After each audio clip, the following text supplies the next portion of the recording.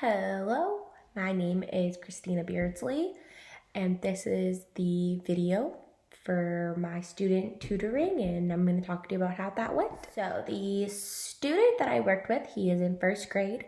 His name is Gio, and he's here in California. So I based this off of California standards. They go through the Common Core system. I don't know if North Dakota does as well. I don't think so, but California is based off of Common Core. So that's what I looked into in order to get the game going and help him with his math. The name of the game that I chose is called Less Than or Greater Than. That's how it is, but it's based off of alligators. And I'll insert a picture and maybe even a video to show you how to play it. And I didn't get a video of Gio playing it. His parents did not want him in the video, so I'm not allowed to do that. But we played it together and it went really, really well. The purpose of the game is to be able to learn how to use greater than or less than signs, or the equal to.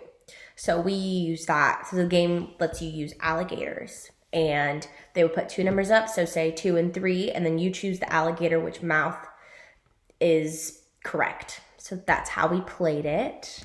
The California standard that we worked on is content areas mathematics for grade 1. The domain is number and operations in base 10, and the standard is defined as compare two-digit numbers based on meanings of tens and ones digits, recording the results of comparisons with the symbols greater than, less than, or equal to. So that's and I will take a screenshot of that and link that so you can see that as well.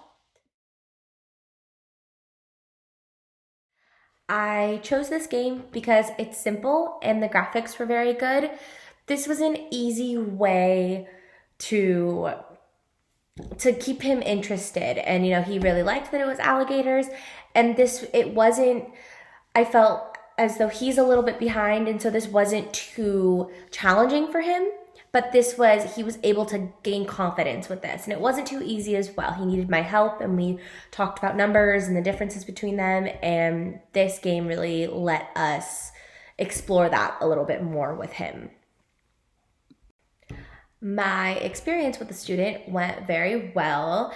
I met with him twice, and the first time we met, being socially distanced and, being safe, but we met and he was very excited, and I let him show me what he knows. So the school that he goes to hands out Chromebooks.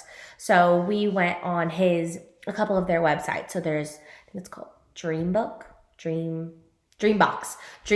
and Imagine Learning. So those two websites are websites that they're very familiar with, and he also uses Seesaw for the teacher assigning them assignments. And so I let him show me what he knows, and we worked together, and I helped him a little bit.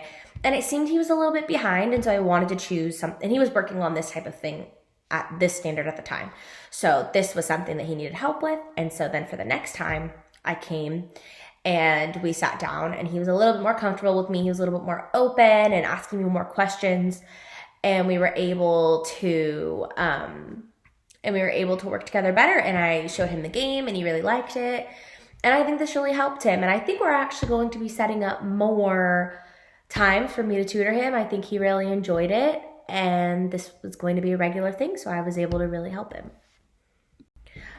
So my reflection for what was learned has to do with what I learned and what he learned.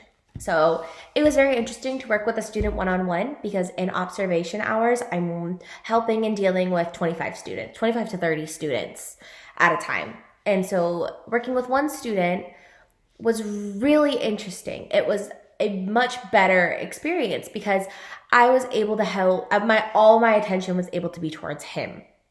And if he didn't get it, then I could use other methods that we've learned in class to teach, with base 10 blocks, and drawing pictures to show. And I tried to get away from using fingers to counting fingers, because I think that's all he had worked with. That's what his parents show him, and they even told me that. And so I was trying to show him, I think that there's more ways, there's more option, there's more tools.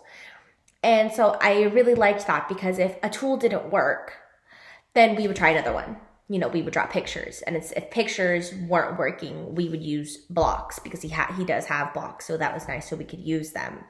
And the alligator game really helped, because in his brain, the bigger number is the more, the older number, so more mature. So the alligator would eat the older one first, because you don't want to eat the baby number. So that's kind of how he described it to me, and that's kind of how I used to understand it too, so it worked out really well that way. And I learned that I think each student learns very differently, and you need to find different ways for them to learn, because it seemed like he's a very bright student and he knows it, but he also would just guess until he was right. And I was trying to get him away from that, because guessing until you're right doesn't show any learning. I think that's what he's just trying to make the teacher happy. He's not really trying to learn. He's not trying to fall. We're not teaching our students that just understanding the concept is important, but being right and getting there one way is important. And I think that's wrong. So I think if I work with him more, then he would be more interested in figuring out how to do it, instead of just trying to please the teacher and be correct. Because I think that's where as we've done in our textbook for ed tech, learning, school's a game, and it's pleasing the teacher, and it's getting the right answers. It's not really developing our own way of learning. So I think that's a reflection of what I learned, and I'm really thankful for this experience. So thank you.